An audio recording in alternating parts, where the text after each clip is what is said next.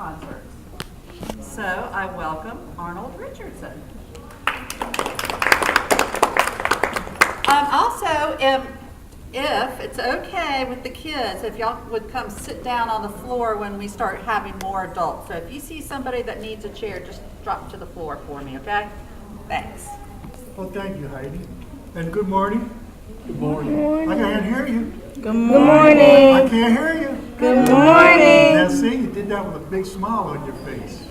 It means a lot. I'm going to take you through history of American Indian music. The oldest form of music in the entire Western Hemisphere is that of the American Indian flute, and it was called flageolet. And I'm going to start with the first sound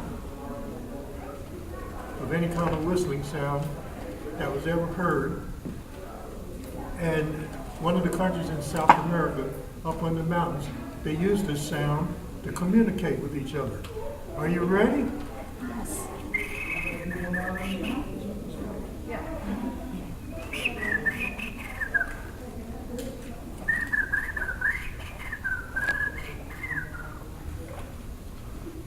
Everybody hear that? If you were in the mountains, it would travel. The next sound is called an ocarina. It's a little face.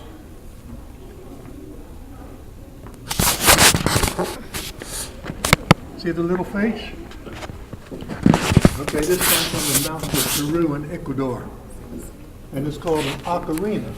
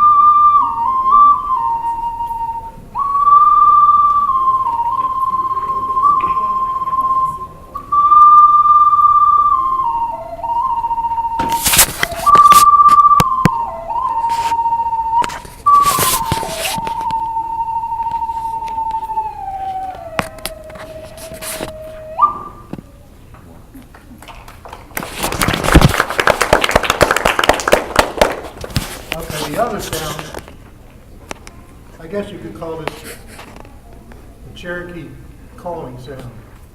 It's made from river cane.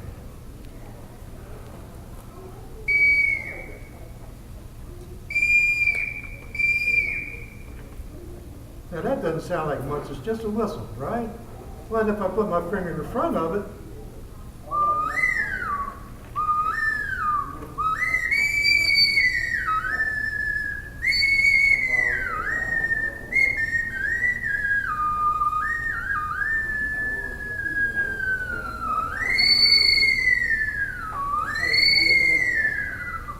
now figure that out.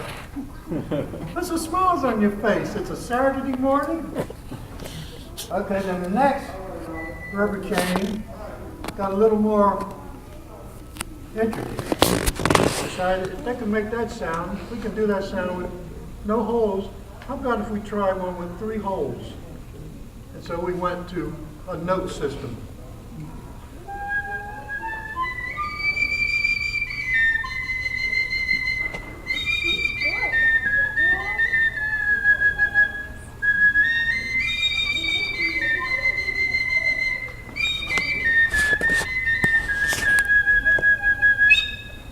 As your river cane.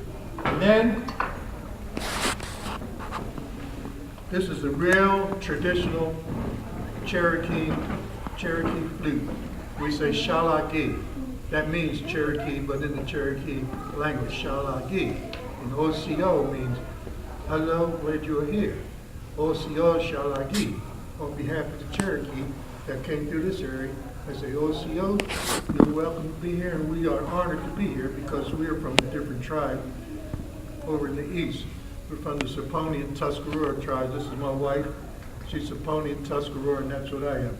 Tuscarora, we were in North Carolina originally, moved forth through Pennsylvania up into upstate New York, and have a reservation in Lewiston, New York. And the gentleman in the back there I was talking to, and he's from Buffalo, New York, when he was a little kid, but this is his home. So we had a kind of a bondship between his travels and my travel. Him coming from Buffalo, New York. And if you don't know about Buffalo, New York, that's the coldest place in the world in the wintertime. We can get up to 4 or 5 feet of snow. I remember when I was a kid, in order to get out of the house, we had to go up to the second floor and just walk right out on the snow.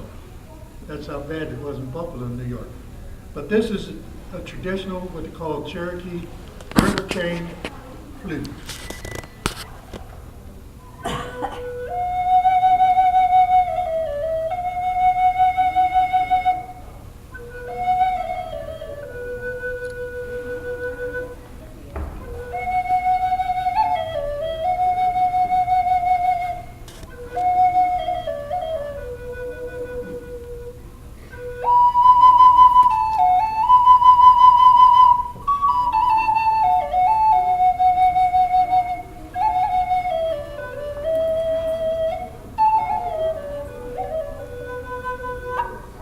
Now, I see around the walls here, they have quite a bit from a museum from the Cherokee Indians, and they came through this area.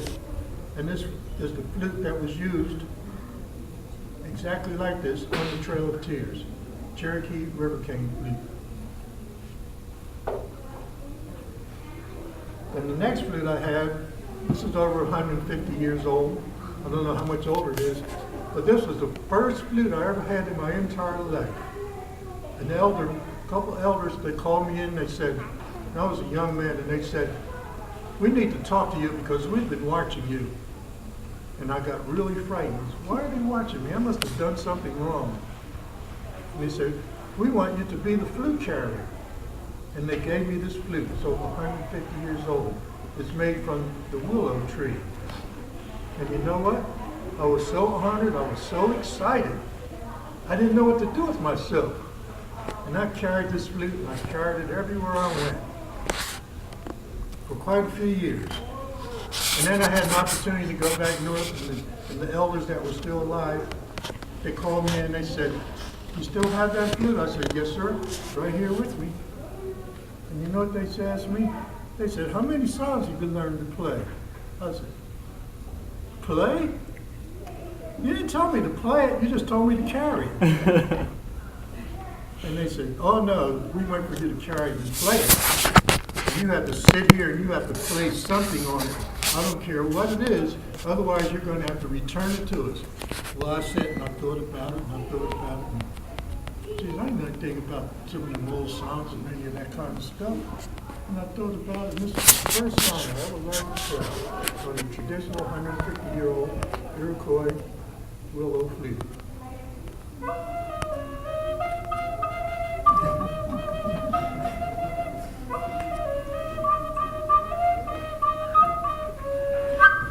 Anybody know that song? Well, they wanted to take the flute and hit me in the head with it. But since then, I learned, I'm going to take you through a transition of music that comes handed down from our tradition to a more contemporary sound. And I have several CDs here. And my latest one that I just did, because we're in what they call the Baptist Belt. And I'll tell you about that music a little bit. These are some of the old traditional songs.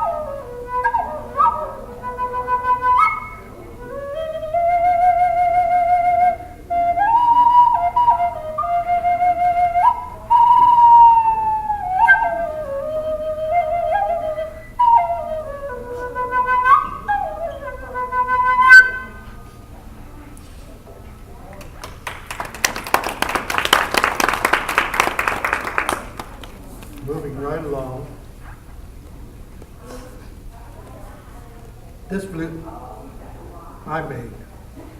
Hand